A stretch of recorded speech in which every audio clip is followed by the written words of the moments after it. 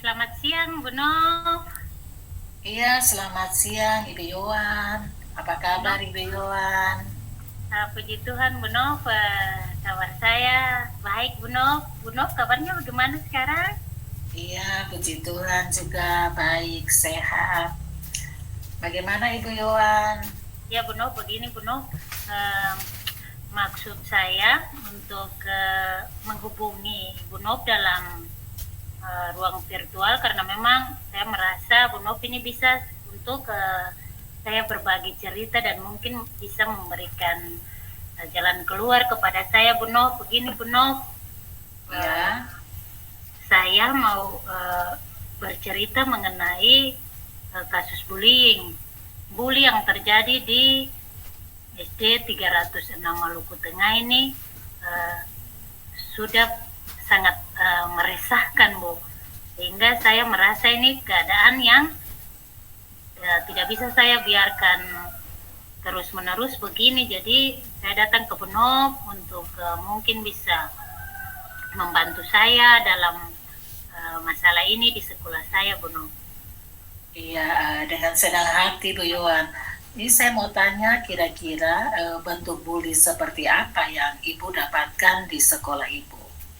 Ya, Bu Nov, bully dalam sekolah saya ini masih dibilang bukan dalam bentuk kekerasan fisik, tetapi bully di sekolah saya ini tentang mereka membuli menggunakan kata-kata yang tidak sepantasnya mereka sampaikan kepada teman mereka.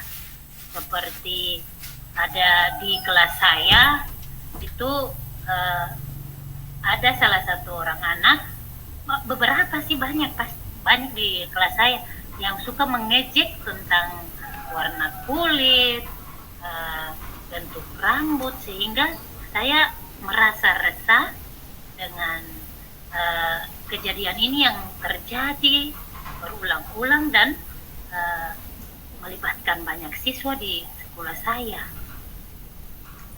Iya, kira-kira bully yang terjadi ini kebanyakan pada laki-laki atau perempuan?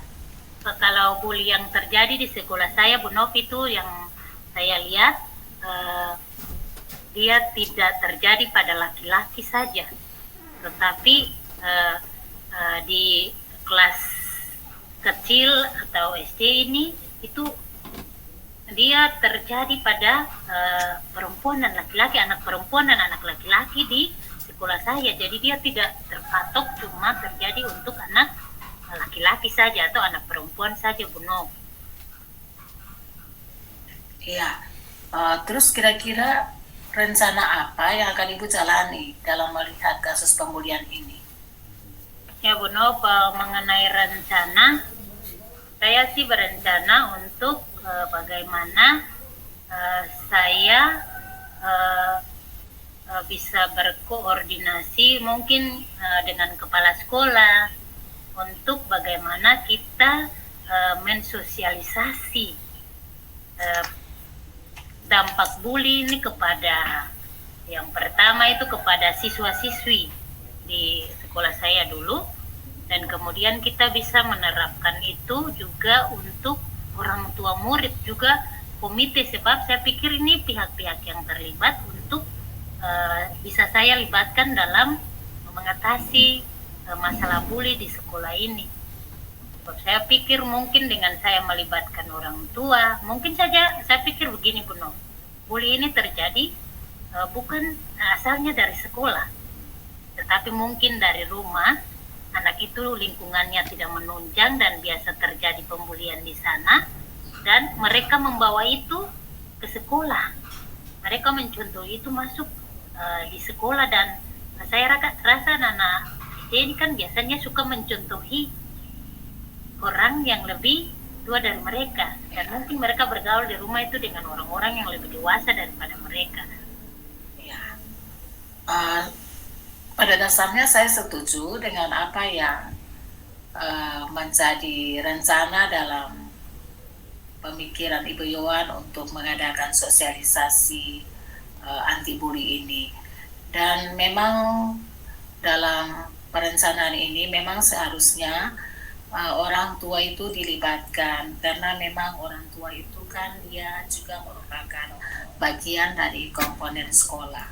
Dan kira-kira siapa-siapa saja yang bertanggung jawab dalam rencana aksi yang Ibu Yohan mau jalani ini? Iya, Bu Nov, yang pastinya yang bertanggung jawab itu pasti pemimpin sekolah, kepala sekolah yang bertanggung jawab. Nah, Saya berkoordinasi dengan kepala sekolah, dan saya juga merasa yang bertanggung jawab itu adalah guru-guru atau tenaga pendidik yang ada di lingkungan sekolah itu.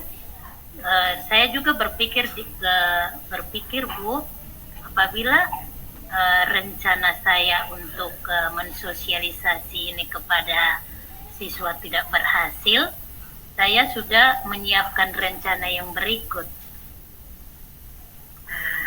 Rencana berikut yang saya ingin berikan adalah, kita kan dalam satu wilayah, satu desa itu pasti ada yang namanya Babin Kantipmas di desa dan Babinsa juga di desa.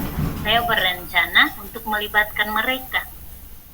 Ya, kalau rencana tidak berjalan, saya rasa saya bisa melibatkan Babinsa sama Babin Kamtipmas.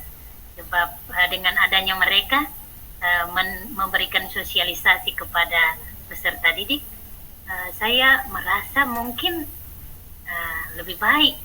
Sebab mereka pasti mengerti hukum, apalagi Bapak polisi datang menggunakan pakaian seragam dan Bapak tentara, pasti saya merasa anak-anak ini bisa ada efek jerah untuk tidak melakukan bullying lagi kepada teman-teman mereka. Iya, saya pikir rencana aksi yang kedua yang Ibu Yohan hendak jalani, di mana hendak bermitra dengan Babinsa, itu memang sangat bagus, karena memang perlu melibatkan tokoh-tokoh masyarakat, orang-orang yang ada di sekitar, dan memang punya peranan penting untuk memberikan suatu arahan, sosialisasi bagi anak-anak itu. Tapi kalau memang rencana yang pertama itu berhasil, maka tidak perlu menjalani rencana yang kedua. Tapi kalau rencana yang pertama ini dia masih belum berhasil, maka memang kita harus menggunakan rencana itu. Kira-kira kapan waktu ini akan Ibu jalankan untuk waktu sosialisasi anti bully ini?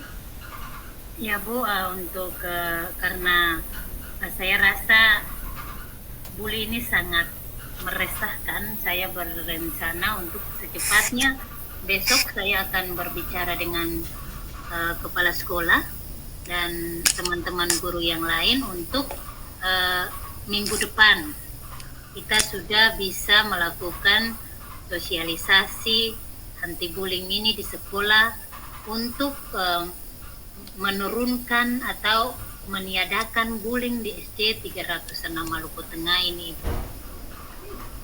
Iya, semoga apa yang menjadi rencana Ibu Yohan untuk menggalang sosialisasi anti bullying ini bisa terlaksana dengan baik.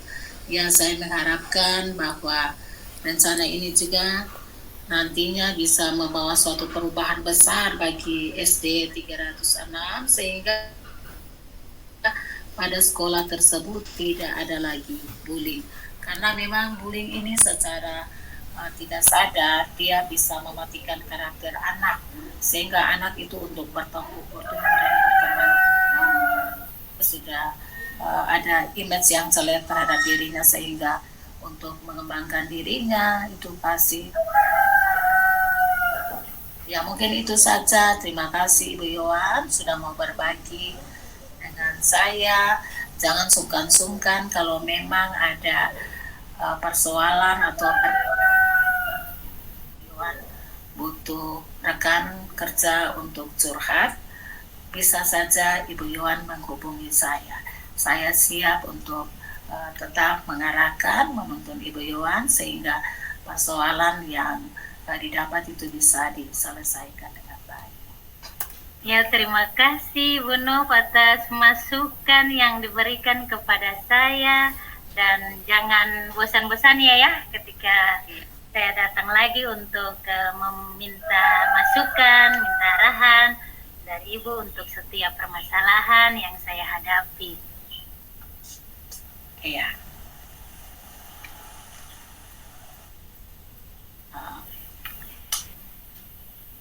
Ya, Ibu Yohan. Iya, Ibu. Ya, setelah tadi kita bersama-sama berdialog tentang pembelajaran coaching, yang ingin saya tanyakan bagaimana perasaan Ibu Yohan ketika kita sama-sama berdialog tentang pembelajaran coaching di hari ini. Ya, Ibu, setelah saya merasa senang, Bu.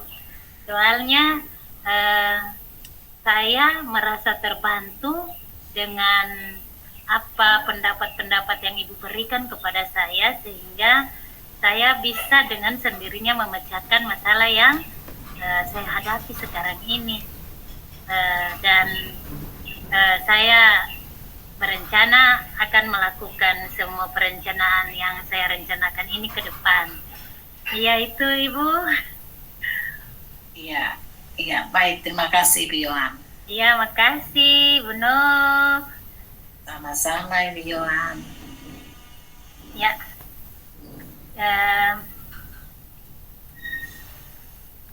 Lanjut kedua kan? Lanjut kedua Bu Nov. Iya. Iya, selamat siang Ibu Yohan. Ya, selamat siang Bu Novi. Ibu Yohan, apa kabar? Ya, Ibu, saya dalam keadaan baik sehingga bisa ada di tempat ini untuk bersama-sama dengan Ibu. Iya, saya minta waktunya Ibu sebentar karena memang saya mau curhat ke Ibu. Iya, bisa Bu. Silakan Ibu. Kira-kira Ibu mau curhat apa tadi ini dengan saya, Bu? Iya, Ibu, begini, saya kan mengajar di kelas 10-2. Kelas 10-2 ini nilai rata-rata siswa 80% ini nilainya itu belum mencapai KKM. Jadi nilainya tuh masih di bawah KKM.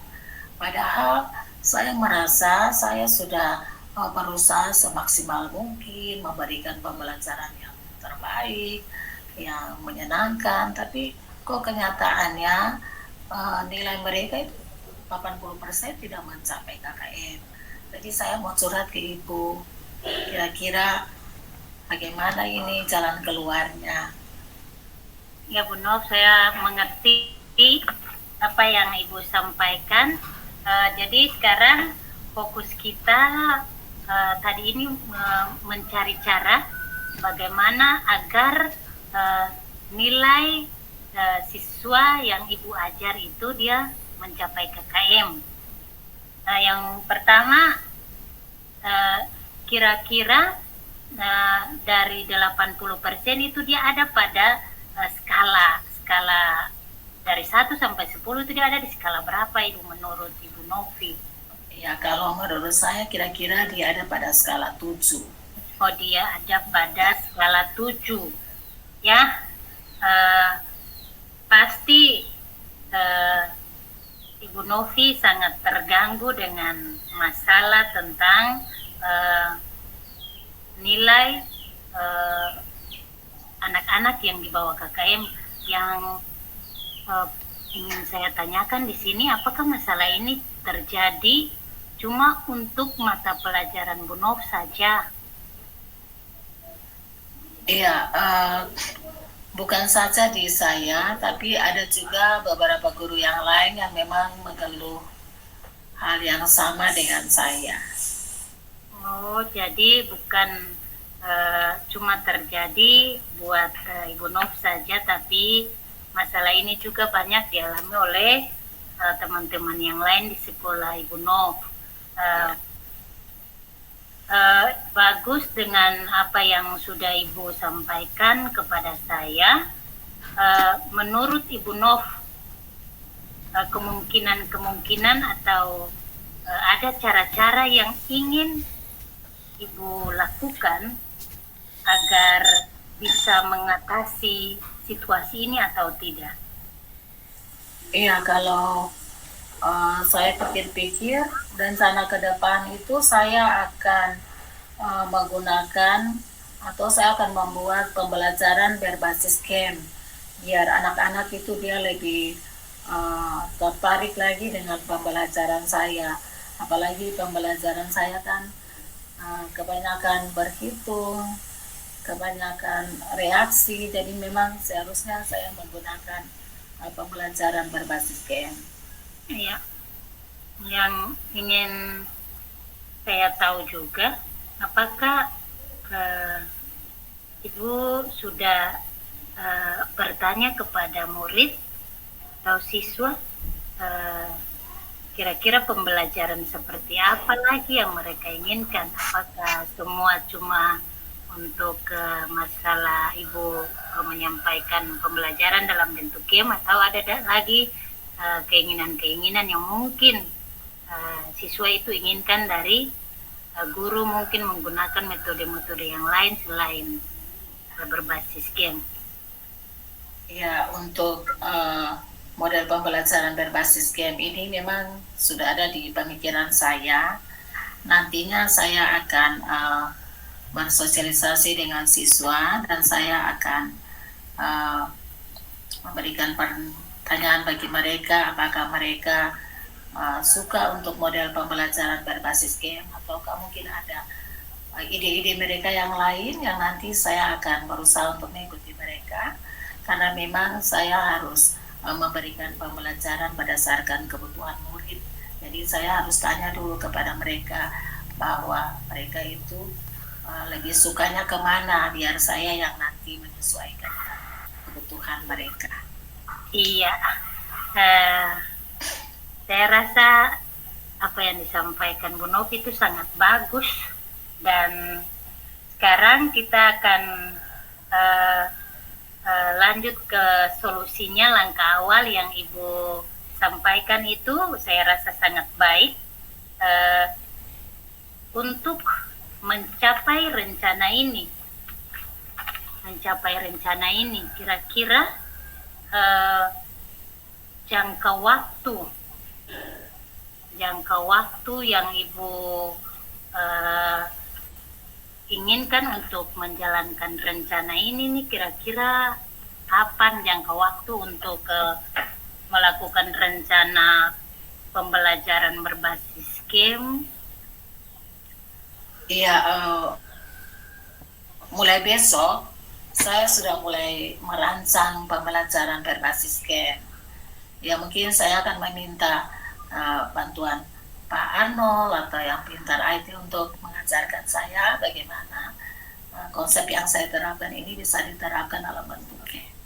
Ya Bu, bagaimana cara Ibu, menurut saya bagaimana cara Ibu bisa mengukur setelah selesai menjalankan proses pembelajaran berbasis game, bagaimana cara Ibu mengukur apakah Ibu berhasil dalam meningkatkan nilai anak yang harus sampai KKM itu? Bagaimana cara Ibu untuk mengukurnya? Ya, otomatis keberhasilan anak itu saya akan ukur setelah proses pembelajaran itu selesai. Ada tugas-tugas yang saya berikan yang mereka kerjakan lewat game. Kalau memang mereka memiliki nilai yang di atas 80%, berarti saya akan mempergunakan metode pembelajaran berbasis game ini. Tapi kalau memang pada evaluasi nantinya nilai-nilai mereka masih saja kurang, berarti saya juga harus berusaha untuk mencari kira-kira model pembelajaran mana yang cocok berdasarkan kebutuhan mereka. Saya akan sesuaikan dengan apa yang rata-rata mereka inginkan. Jadi nanti Ibu Novi itu mengukur melalui nilai yang ketika ada asesmen atau formatif pasti bisa melihat apakah sudah mencapai target atau tidak. Saya menghargai komitmen yang Ibu berikan. Komitmen ini pasti Ibu akan melakukan dengan maksimal, dan untuk melakukan komitmen ini pasti bukan cuma Ibu sendiri yang melakukan komitmen ini. Kira-kira siapa-siapa saja yang terlibat dalam Ibu menjalankan rencana Ibu ke depan? Iya, untuk rencana ini ke depan, iya saya akan melibatkan teman-teman saya yang serumpun dengan saya, karena biasanya memang kita sering berkumpul untuk membahas pembelajaran-pembelajaran yang memang patutnya kita bahas yang memang mengalami kesulitan. Pertama dengan teman rukun saya, dan kemudian mungkin saya bekerja sama dengan pihak-pihak yang terkait seperti operator dan lain-lain, seperti kurikulum, sehingga memang saya berharap pembelajaran berbasis game ini bisa terlaksana dengan baik, anak-anak bisa mengikuti apa yang saya ajarkan dengan baik, sehingga hasilnya juga menjadi sangat baik. Iya, Bu Nov, jadi pasti yang dilibatkan adalah teman-teman yang ada di sekolah. Mungkin juga Ibu bisa melibatkan kepala sekolah untuk melihat keberhasilan tentang anak-anak Ibu yang mungkin pada satu saat ketika Ibu melakukan rencana ini sudah bisa mencapai KKM yang diinginkan. Saya akan memantau terus perkembangan dari apa yang Ibu sampaikan saat ini, dan kalau Ibu ada kendala, ada halangan lagi, Ibu bisa datang kepada saya untuk kita sama-sama memecahkan masalah ini dengan baik. Iya, terima kasih Ibu Yohan untuk waktunya, bisa berbagi rasa dengan saya, bisa memahami apa yang menjadi keluhan di hati saya, dan itu bisa terjawab. Hati saya bisa lega karena saya bisa curhati Ibu Yohan, bisa mendapat suatu masukan yang berharga untuk pengembangan pendidikan ini ke depan. Ya, makasih. Good luck Ibu Nov. Tuhan Yesus berkati. Ya, Bu Nov, setelah perbincangan kita tadi, kira-kira perasaan Bu Nov bagaimana setelah kita melakukan proses coaching tadi? Iya, perasaan saya sangat senang karena bisa berbagi perasaan, bisa berbagi rasa dengan Ibu Yohan, karena saya berpikir Ibu Yohan merupakan orang yang memang bisa memahami apa yang saya rasakan, apa yang menjadi keluhan di hati saya. Ya, karena memang sebagai guru itu memang kita harus memiliki paradigma berpikir coaching, yaitu kita harus mengembangkan sikap terbuka, sikap ingin tahu, dan lain-lain. Dan terkadang itu memang kita butuh seseorang yang bisa menjadi coach untuk kita dalam menyikapi apa yang menjadi persoalan yang kita alami dalam proses pendidikan ini. Iya, makasih Bu Nov.